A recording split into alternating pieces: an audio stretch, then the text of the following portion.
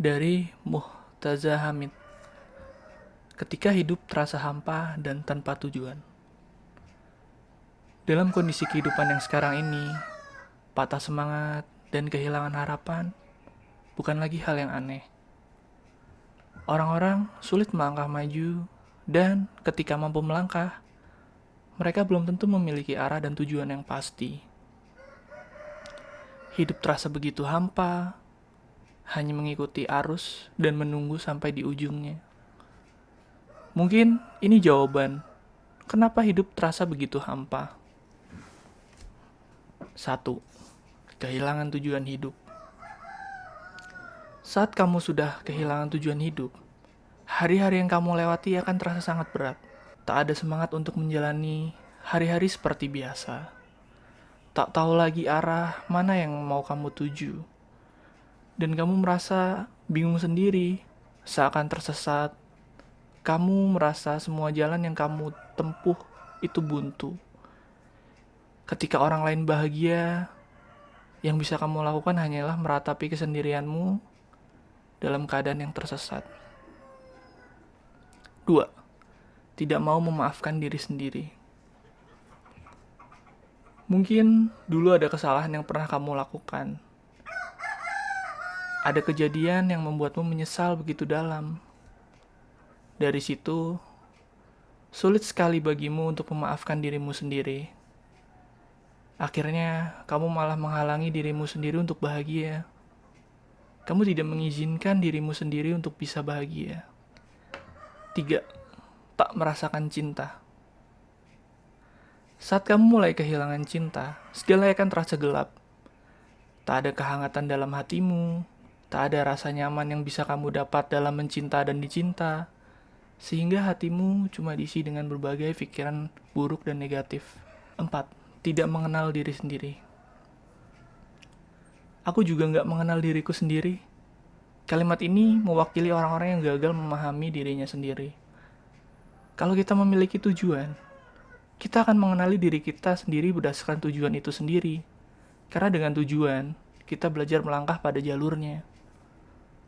Mulailah untuk belajar mengenal diri sendiri. Pada waktunya, kita akan menemukan jawaban yang benar-benar kita pahami sebagai jati diri kita sendiri, sesuai dengan intuisi kita. 5. Tidak puas akan kehidupan. Kurang puas dalam hidup merupakan katalisator yang menunjukkan hidup yang tidak bertujuan. Kita merasa tidak puas karena ketika kita mengerjakan sesuatu yang menurut kita itu nggak penting. Masalahnya, kepuasan dalam hidup itu tidak bisa dipenuhi hanya dengan dari luarnya saja, tapi mesti dari dalam diri kita sendiri. Misalnya kepuasan dalam bekerja, bergaul, dan aktivitas lainnya. Coba tanyakan pada diri sendiri, apa yang sebenarnya benar-benar saya butuhkan untuk bisa puas dalam hidup ini? Dengan rutin merefleksikan kehidupan, kita akan sadar bahwa membutuhkan tujuan yang jelas untuk bisa puas dengan apa yang kita miliki saat ini. 6. Tidak tahu apa yang diinginkan. Apa yang benar-benar kita inginkan dalam hidup ini? Kalau kita menjawab tidak tahu, maka hal itu adalah indikasi bahwa kita berada dalam level awal hopeless. Mengenali apa yang benar-benar kita inginkan berdasarkan tujuan akan membantu kita mengambil berbagai keputusan. Misalnya, kita ingin mengambil mobil. Ketika kita menginginkan mobil itu, kita bertanya, kenapa saya menginginkan mobil? Kita mungkin akan menemukan bahwa hasrat memiliki mobil itu muncul karena berbagai alasan. Seperti itu jugalah untuk menemukan tujuan hidup. Kita perlu bertanya pada diri kita sendiri, apa yang benar-benar saya inginkan ketika menjalani hidup ini. 7. Selalu merasa tidak cukup. Jika kita menjalani hidup tanpa tujuan, jadi buat apa kita hidup di dunia ini? Cobalah untuk mengidentifikasi tujuan hidup kita yang sebenarnya. Tanpa itu, kita akan selalu merasa tidak cukup dan kurang. 8. Terlalu menutup diri. Tanpa disadari, kamu membangun tembok untuk dirimu sendiri. Kamu menutup dirimu dan tidak mengizinkan dirimu menerima kebahagiaan dari orang lain. Semua masalah yang kamu pendam sendiri, kamu merasa jadi orang yang paling menderita, karena tidak ada yang bisa diandalkan atau dimintai bantuan.